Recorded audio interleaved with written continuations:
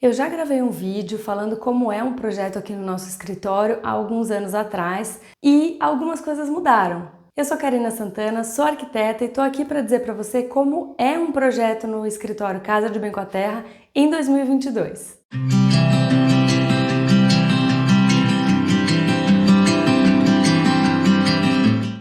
Aproveita, se inscreve no canal e clica no sininho para não perder nada do que a gente traz por aqui, tá bom? Quando eu gravei o vídeo explicando como era um projeto aqui no escritório, eu já tinha dito que as coisas mudam, a gente vê que determinada coisa não funciona, que era melhor se a gente fizesse desse jeito, de outro jeito. A gente tem momentos diferentes, pode ser que a demanda de projeto aumente muito e a gente tenha que se adequar para conseguir atender. Então, a gente fez algumas alterações, adaptações no nosso sistema de projeto, na nossa metodologia de projeto, que eu entendo que vai ficar muito melhor, tanto para a gente quanto para os nossos clientes. Então, a primeira grande mudança, grande alteração que a gente fez é a seguinte: antes, a gente fazia para todos os clientes que pediam um orçamento para a gente orçava um projeto executivo completo. E o que significa isso? O nosso projeto tem algumas etapas. A gente tem estudo preliminar, anteprojeto e projeto executivo. Na fase de estudo preliminar, a gente estuda toda a legislação de condomínio, município, toda a legislação pertinente e pega o programa de necessidades do cliente e desenvolve uma planta, um estudo em planta. Aí a gente discute essa planta com o cliente, faz as alterações necessárias e tal e tudo. Daí a gente passa para a fase de anteprojeto, que é onde a gente desenvolve estudo de fachada, vê toda a área de lazer como vai ser, define os principais materiais, a tipologia de esquadria, então se a janela vai ser preta ou branca ou de outra cor, que tipo de telhado a gente vai usar, como vai ser a cobertura, materiais da fachada, tudo isso a gente desenvolve na fase de anteprojeto. E o término da fase de anteprojeto, a gente tem as plantas, os cortes, as fachadas e as tabelas de acabamentos, esquadrias, portas e tudo isso. Só que nessa fase de anteprojeto, essas tabelas elas são um pouco mais, não tão detalhadas, tá? Então, só para dar um exemplo, quando a gente está na fase de anteprojeto, a gente conversou com o cliente assim, bom, o piso da casa inteira, como que a gente vai fazer? Aí ele fala, não, eu quero porcelanato, um porcelanato só na casa inteira e eu gosto daquele porcelanato cinza acetinado. Então, na nossa tabela de anteprojeto vai escrito assim, porcelanato, cinza, acabamento acetinado. Já num projeto executivo, a descrição seria porcelanato da marca X, 80 por 80, borda reta, acetinado, com rejunte na cor cinza platina. Só um exemplo, tá?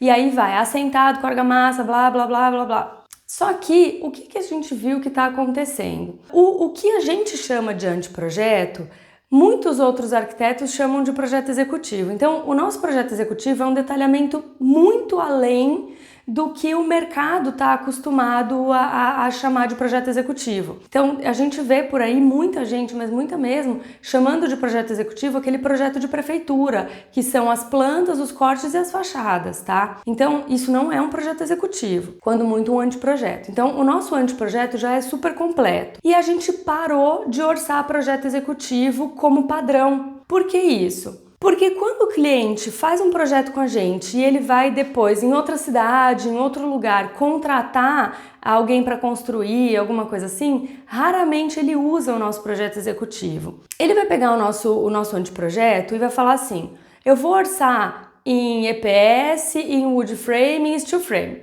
só exemplos.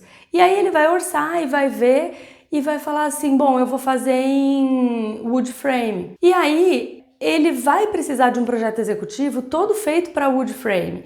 E a equipe que for construir para ele, ou ele vai precisar achar um engenheiro, ou a gente pode indicar, claro, um engenheiro que faça esse projeto executivo de wood frame. E aí, muitas vezes, o que a gente fez, todo aquele trabalho de projeto executivo, não vai ser usado. Porque ele fala assim, tô em dúvida se eu vou fazer steel ou wood. E às vezes ele até fala, não, vou fazer steel, pode fazer o projeto executivo para steel. E aí, a hora que ele orça, ele vê que não vai ter dinheiro suficiente para isso, e aí ele resolve fazer em EPS. Todo aquele trabalho que a gente levou um mês para fazer, que em geral demora um mês para detalhar um projeto executivo, não vai ser usado e o cliente pagou por isso. Então, pensando em economizar tempo e o dinheiro do cliente, a gente está orçando por padrão até o anteprojeto. Quando que a gente faz projeto executivo aqui no escritório? Quando a gente vai gerenciar a obra. Tá? Porque aí a gente precisa dos nossos desenhos, dos nossos detalhamentos. Aí, por exemplo, se a pessoa falar assim, ah tá, mas eu quero o seu projeto, mas eu vou construir em alvenaria. Aí, o nosso anteprojeto é suficiente para a pessoa construir. Ela vai ter que fazer projeto estrutural para concreto armado, elétrica, hidráulica, mas o nosso arquitetônico é mais do que suficiente. Outro ponto bem importante. Lembra que eu falei dos acabamentos, que a gente especifica todos eles, no projeto executivo, a gente especifica marca da torneira, como é a torneira, e a gente conversa tudo isso com o cliente. Então a gente faz uma reunião, fala assim, olha cliente, vamos pôr essa torneira aqui, a gente monta uma lista, uma tabela bem legal e tal, ó, tô pensando em pôr essa torneira, esse chuveiro, e a gente até põe os valores ali do lado. Mas eu vou falar para vocês que em 100% dos casos até hoje, nunca a gente usou essa lista que a gente faz, esse quantitativo, nem para piso, nem para revestimento e nem para louças e metais.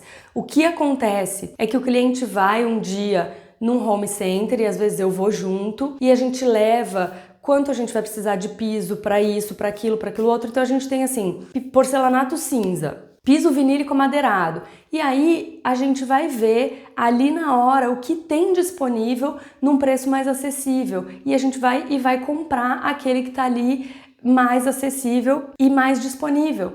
Porque é muito engraçado isso, né? Esses projetos que a gente vê no Instagram, no Pinterest, que a pessoa coloca assim, ah, esse daqui foi o revestimento Porto Belo da linha não sei o que lá. Se você for tentar comprar esse revestimento, esse porcelanato, ele não tem no home center, ele só vai ter na boutique. E ele vai custar muito caro. E às vezes ele vai demorar 2 meses para chegar. A gente consegue planejar isso com antecedência para poder chegar a esse revestimento, mas na prática, com o público que a gente lida aqui no escritório, na prática isso não acontece. Tudo que a gente já fez até agora de especificar material e ficar pesquisando e olhando e tal, não concretizou. O que acontece é que eu acabo indo com o cliente numa loja e a gente escolhe e compra e fica super legal, dá super certo e tal, e dá para economizar um bom dinheiro fazendo isso, porque você vê ali a oportunidade da situação. Então, por esse motivo, a gente parou de fazer projeto executivo por padrão, tá? É um projeto super demorado, uma coisa que toma muito tempo aqui dentro do escritório e o cliente fica ali esperando para ter o projeto dele. Então a gente vai conseguir ganhar muita agilidade e a gente vai poder ser mais competitivo também, né? Porque quem é leigo, o cliente, ele compara o orçamento de um escritório com o orçamento de outro escritório e ele não sabe a diferença, o que esse vai oferecer, por mais que esteja descrito na proposta.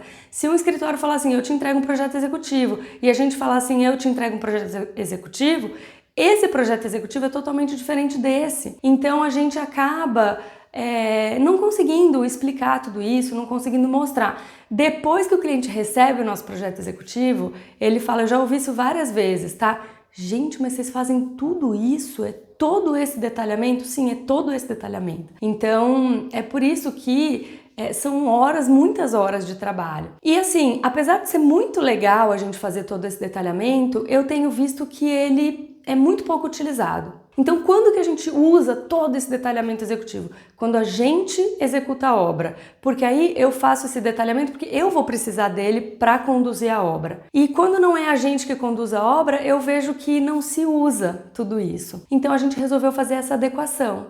Falei primeiro das alterações que a gente teve de como era um projeto antes e como é um projeto agora, então agora eu vou explicar numa linha cronológica, mais ou menos, como é o funcionamento do projeto aqui dentro, agora a partir de 2022. Se mudar de novo, faço outro vídeo, faço dizendo como é um projeto, sei lá, no ano que vem, não sei. Mas hoje funciona assim. O cliente manda um e-mail aqui para o escritório, tá? O nosso primeiro contato é prioritariamente por e-mail. Por quê? Porque fica muito mais fácil da gente organizar tudo, tá? A gente tem ali todo o registro por e-mail e aí a gente começa a conversa com o cliente e ele conta pra gente o que ele tá querendo, o que ele tá precisando e a gente manda uma proposta pro nosso cliente. Assim que a gente entender o que ele quer, o que ele precisa, a gente manda uma proposta. Depois dessa proposta enviada, se o cliente quiser tem todo o direito, né, de falar, não, eu quero bater um papo para tirar qualquer dúvida e tal. A gente marca uma videochamada, conversa e a gente esclarece todas as dúvidas, eu explico tudo o que precisar explicar,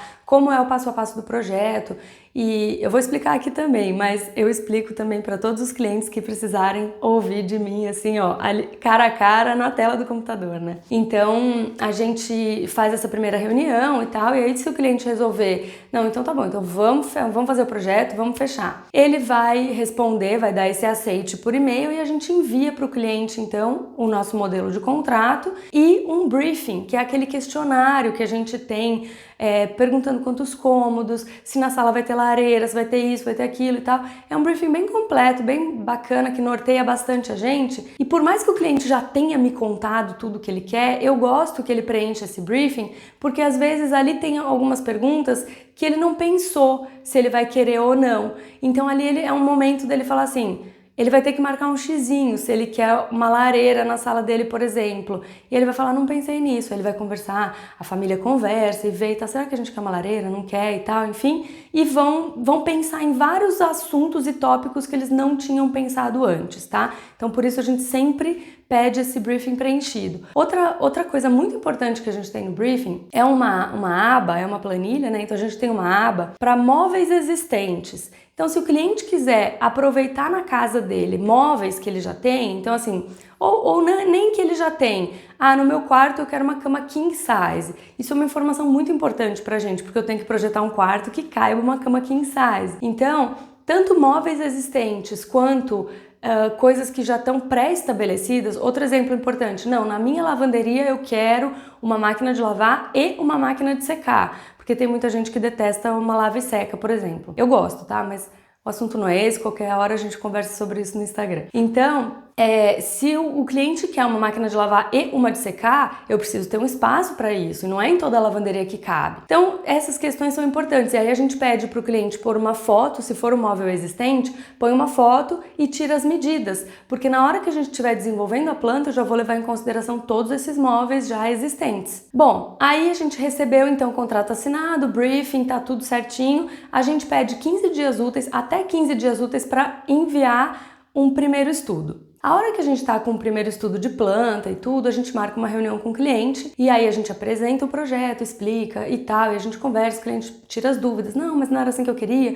O quarto eu quero maior, isso que e tal. E aí a gente vai ajustando esse estudo, tá? Quando os ajustes são pequenos, quando é pouca coisa, quando a gente acerta assim, ó, de primeira, a gente faz os ajustes e envia a planta para o cliente, para ele poder ver, comentar e tal. E assim, a gente vai marcando, daí por diante a gente vai marcando reuniões conforme necessidade. Quando o cliente tem pouca disponibilidade para reunião, eu gravo um vídeo explicando quais foram as alterações e mostrando ali na planta, no projeto, e daí eu mando esse vídeo. Mesmo a apresentação do projeto, se é um cliente... É engraçado, né? As pessoas são bem diferentes. Tem gente que adora fazer várias reuniões e conversar e tal. Tem clientes que são daqui de perto que todas as reuniões eles vêm presencial aqui no escritório. E tem clientes que não têm tempo para reunião. Então a gente procura se adaptar, se adequar a isso. Se o cliente não tem tempo, eu gravo um vídeo e mando, e aí ele vai me mandando as considerações dele por áudio, por mensagem, por e-mail, do jeito que ele achar melhor, tá? Tem alguns que gravam vídeo e mandam vídeo de volta, enfim. Então, a gente vai fazendo esses ajustes até vencer essa etapa de planta, que é o estudo preliminar. Assim que o cliente me der um aceite dessa etapa, ok, a planta tá beleza, a gente passa para o anteprojeto. E aí sim, a gente trabalha o 3D, é uma fase bem legal. Define cobertura, telhado, assim, assado e tal, e a gente vai apresentando as imagens 3D para o cliente, e aí, não, mas e se tiver esse material, e se for assim e tal, a gente vai fazendo esses ajustes até a gente tá com o 3D e tal, e tudo pronto. Assim que a gente tiver com isso esquematizado, a gente conversa. Nesse meio do caminho a gente já conversou sobre isso. Quais são as tipologias? Assim, esquadrias já tá, né? Ela interfere demais no 3D, então a gente já definiu.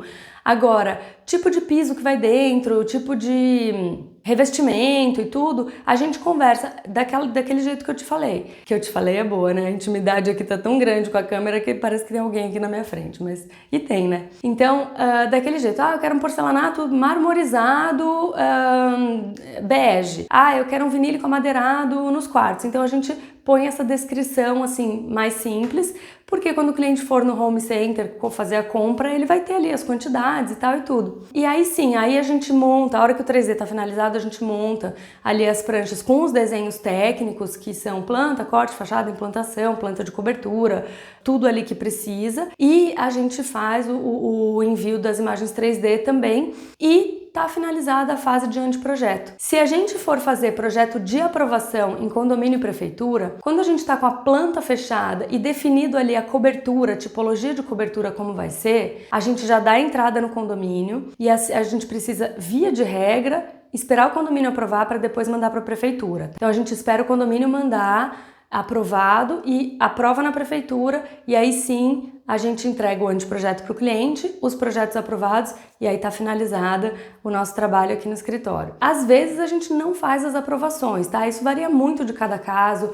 Às vezes a gente faz um projeto longe daqui e a prefeitura não aceita processo online, tem que ser tudo presencial. Aí a gente acaba contratando, isso tudo combinado com o cliente antes, tá? Quando a gente faz uma proposta, a gente já pesquisa na prefeitura se é online, se não é, e a gente avisa o cliente, olha, esse processo aqui eu não consigo fazer. A gente vai ter que contratar um profissional lá do município, que acaba sendo mais tranquilo, mais fácil, para fazer esse processo todo.